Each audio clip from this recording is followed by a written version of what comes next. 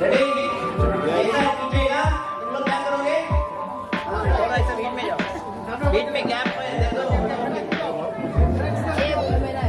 Ready 1 2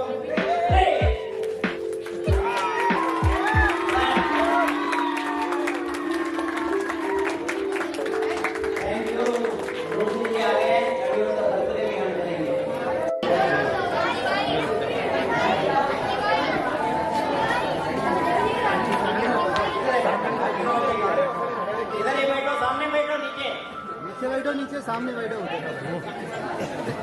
हाँ नीचे बैठो जल्दी जल्दी जल्दी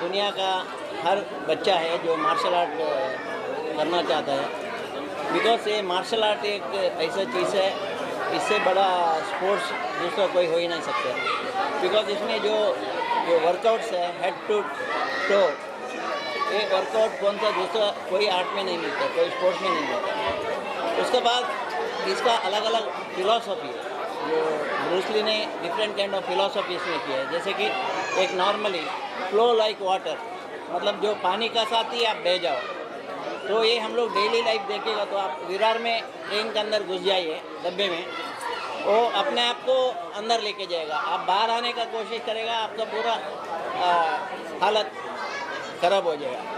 सो एक थियरी ऐसा है एक सिंपल्स है जो फ्लो लाइक वाटर जो पानी के जैसे बहो। उसके बाद दूसरा उनका फिलॉसफी एक है help with the circumstances I create the opportunity.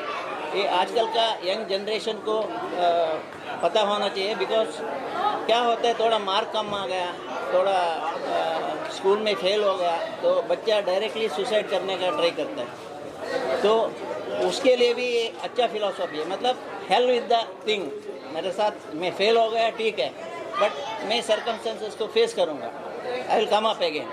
तो ये सब बहुत सारे 78 फिलोसफी है ब्रूस ली। इसके बारे में एक बार बच्चा पढ़ेगा, उसको हम एजुकेट करेंगे, so it will be A milestone for all the youngsters of the world. साथ ही 10 लाख गर्ल चाइल्ड और वुमेन को ट्रेन किया आपने सेल्फ डिफेंस में, वो कितना बड़ा आपका अचीवमेंट खुद के लिए आपके? सो मैं एक इंसिडेंट हो गया था एक जगह पे, और उसको एलाबोरेट नहीं करना चाहता हूँ मैं। इसमें एक बच्ची का साथ बहुत बुरा हो गया था, जो तभी मैं कुछ 16 या 17 ईयर्स में था। तभी मैं सोचा था मैं इसको ओवरकम करने के लिए क्या कर सकता हूँ। तो मैं मार्शल आर्ट प्रैक्टिस करते करते मुझे ये समझ में आ गया कि अपने आप को कैसा बचा सकते हैं। तो मैं इसको गर्ल चाइल्ड और वुमन में इम्प्लीमेंट किया। तो मैं 10.5 lakh girl child and woman को ऑल ओवर इंडिया सिखा रहा हूँ। अभी भी अभियान चल रहा है। So most probably another thing which I am going to do within couple of months, मैंने एक 10,000 लेडीज़ को सेल्फ डिफेंस का प्लानिंग कर रहा हूँ। This will be going to be Guinness book of world record. Sir आपने इस तो फिल्मों में आपने यूज़ किया, क्या कहेंगे कितना जरूरी मार्शल आर्ट ट्रेन होना है? जी, मुझे ऐसा लगता है कि फिल्मों में तो बहुत ही छोटा सा पार्ट है, क्योंकि वो तो कैमरा के हिसाब से होता है, but what martial arts teachers us is that day to day life, जैसा चीता सर ने बोला, डे टू डे लाइफ में हमको बहुत हेल्प करता है, डिसिप्लिन में हेल्प करता है, मोटिवेशन में हेल्प करता है। जो इंसान मार्शल आर्ट्स प्रैक्टिस करता है वो कभी किसी के साथ कुछ गलत नहीं कर सकता है। You know, that is the basis of martial arts, कि तुम किसी और के साथ गलत नहीं कर सकते हो, तुम हमेशा रूल्स फॉलो करते हो, हमेशा तरीके फॉलो करते हो। तो ऐसी बहुत सारी चीज़ें जो मार्शल आर्ट्स हमारे डे टू डे लाइफ में हमको हेल्प करता है। आई थिंक उस पर हमको ज़्यादा फोकस करना चाहिए। फिल्मों में तो क्या वायर लग जाता है, हो जाता है, it's very easy, but life में चीता सर जो करते हैं, जो ये बच्चे यहाँ पे कर रहे हैं, that is real martial arts, that is real fight and real courage, you no.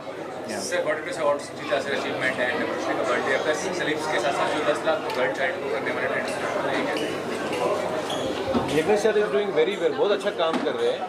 और हम लोग मैं तो उनको बहुत like when I was in college में तब से उनको जानता हूँ। तो जो काम वो कर रहे हैं इट इज़ वेरी डिफिकल्ट, देखने के लिए बहुत आसान लगता है, it's a very easy thing like ना, but is making people addicted towards martial arts. वो एडिक्शन अगर आ गया मार्शल आर्ट्स का, तो मुझे नहीं लगता बाकी कोई भी एडिक्शन उसमें उस बच्चे को या उस युवा को लगने वाला है। So it's doing a terrible super. What is achievements? चिता यज्ञेश चतुर्थी को मैं धन्यवाद देना चाहता हूँ। आज इतना बड़ा फंक्शन आपने किया है, 10 लाख महिलाओं को प्रशिक्षण देना, 300 बच्चों को एडॉप्ट करना, बहुत बड़ी बात। और मैं ये कहना चाहूँगा आपको कि जब मुझे national institute of the social defence में भारत सरकार की ओर से पद मिला, तभी से हम लोग ड्रग्स के पीछे पड़े हैं। ड्रग्स को किस तरह से हमें समाज से गायब करना है, ताकि हमारे बच्चे आजकल शुरू में एंजॉय के रूप में लेते हैं, बाद में वो जाकर के नासूर बन जाता है, घर में पैसे के लिए घर में मर्डर तक करते हैं। वो जाकर के पूरे फैमिली को एक टेंस में डाल देते हैं, और वो जाकर के कहीं ना कहीं रोकना होगा, हमें जागरूकता लानी होगी। हम हर जगह जाकर के जागरूकता कर रहे हैं, गवर्नमेंट की तरफ से हमें ये सब प्रशिक्षण देने का हमें काम दिया गया है।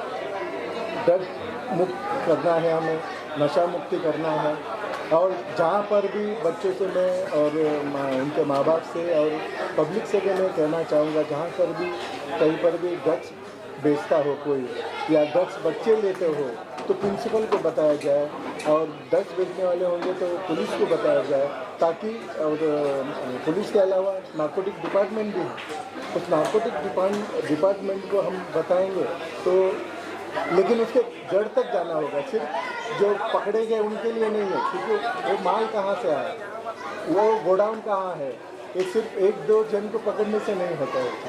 तो ये सब अगर ड्रग्स को हमें ख़त्म करना है तो हमें प्रण लेना होगा, सभी लोगों ने मिलकर इस चीज़ को रोकना होगा, और हमें एक आंदोलन की तरह इसे लेना होगा। मैं यही गुजारिश करूँगा कि नशा मुक्ति भारत होना चाहिए। Sir, what do you take on sir's achievement and about training? Yes, I admire चीता सर a lot.